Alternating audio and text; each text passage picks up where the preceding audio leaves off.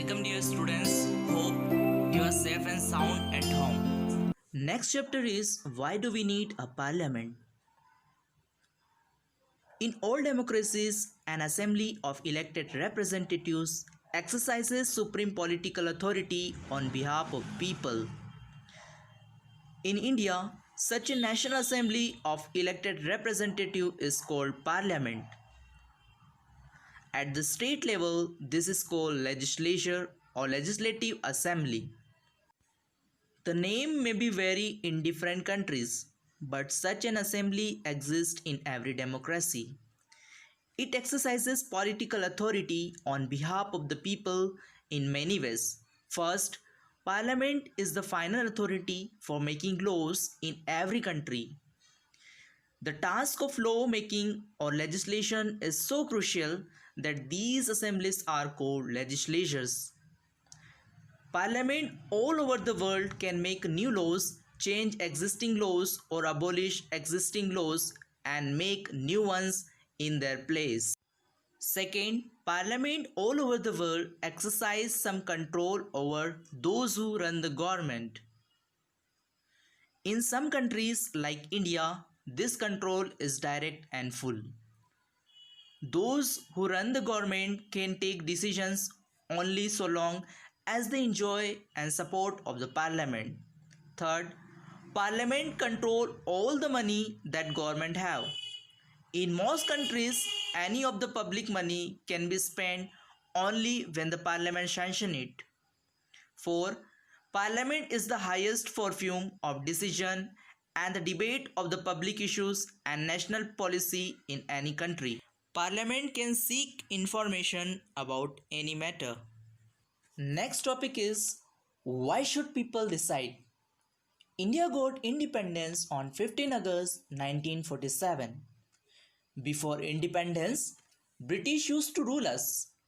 People used to think that we should get freedom and have equality, and whatever government is formed, we should have power to elect the government. In 1885, there was Indian National Congress demanded to the Britishers that there would be elected members in the legislature. Legislature, which means people who make right rules and laws. Then the British agreed this proposal. In 1909, the Government of India Act stated that we will have some elected members who are elected by the common man. Then the British put their conditions that all the people will not be able to vote. We read in the history that only rich people can vote. Poor people or women can't vote. When India got independence, government came to power, but it didn't happen that the government was not given all the authority and power, whatever the government could do. When the Constitution of India was made, it was said that under adult franchise that all adult citizens of the country have the right to vote. All the adults of 18 years and the 18 years above can vote and elect their representatives. The above photo shows a voter reading instruction on how to use EVM machine. EVM stand for electronic voting machine. EVM were used throughout the country for the first time in the year 2004 for general election. The use of EVM in 2004 saved around 1,50,000 trees, which would have been cut to produce about 8,000 tons of paper for printing the ballot papers. The basic idea in this kind of democracy is that the individual or citizen is the most important person and that the principles of the government as well as other public instructions need to have the trust of these citizens. How does the individual give approval to the government? One way of doing so, as you read, is through elections. People would elect their representatives to the parliament, then one group from among these elected representatives forms the government. The parliament, which is made up of all representatives together, controls and guides the government. In this sense, people through these chosen representatives form the government and also control it. The Parliament of India, which is called Sansad, is the supreme lawmaking institution. It has two houses, the Rajya Sabha and the Lok Sabha. The Rajya Sabha Council of State consists of 245 members, is chaired by Vice President of India. Who is the Vice President of India? Answer would be Venkaiah Naidu. Lok Sabha, which is House of the People, with the total membership of 545, is presided over the Speaker. Now your question is, who is the current Lok Sabha Speaker? So answer would be Om Birla. Om Birla is the current Lok Sabha Speaker. Our next topic is the role of the Parliament. The Parliament is our system, has immense power because it is the representative of the people. Elections to the Parliament are held in similar manner as they are for the state legislature. The Lok Sabha is usually elected once every 5 years. The candidates who contest elections usually belong to different political parties. Once elected, these candidates become Member of Parliament or MPs. These MPs together make up the Parliament. Once election to the Parliament have taken place, the Parliament needs to perform the following functions. The first function is to select the national government. Parliament of India consists of President, the Rajya Sabha and the Lok Sabha.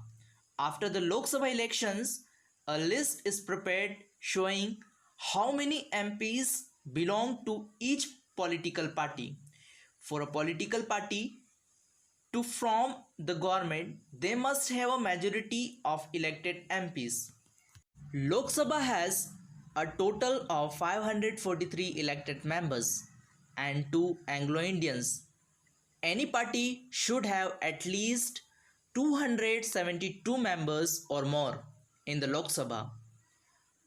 All the political parties that oppose a party with the majority in the parliament are called opposition parties. The Prime Minister of India is the leader of the ruling party in the Lok Sabha, and the Prime Minister select ministers to work with him to implement the decisions.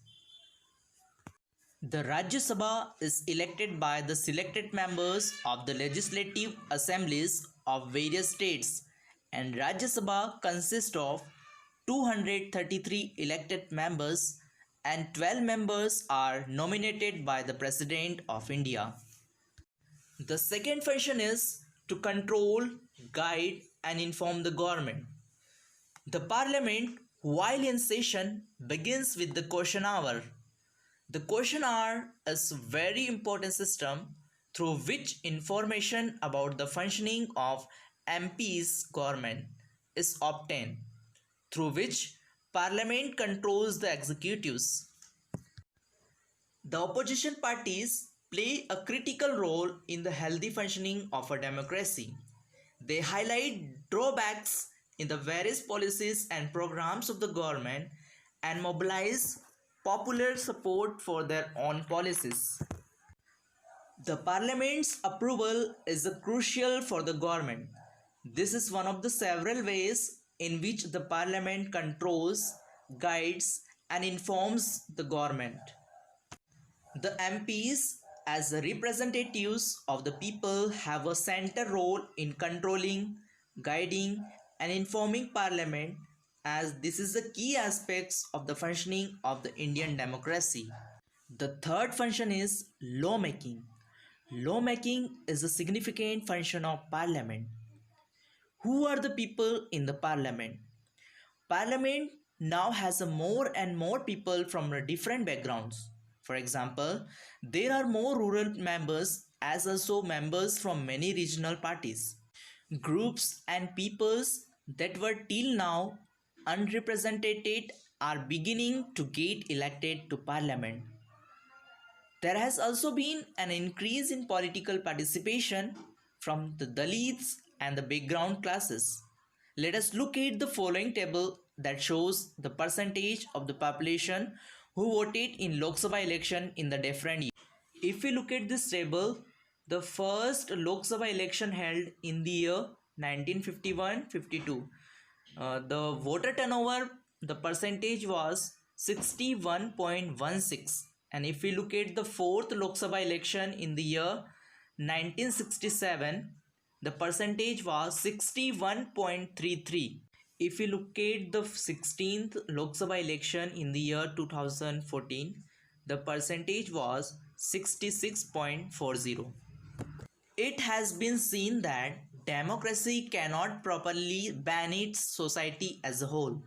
It is clear that when our interests and experience are different, then the individual of one group cannot raise their voice. Keeping this in mind, the total seats in parliament have been reserved for the scheduled tribe, that is ST, and the scheduled caste, that is SC, so that only Dalit and Adivasi win, and they have a stake in the parliament and can raise attention to related issues. With this, we wind up this chapter. Why do we need a parliament? Thank you.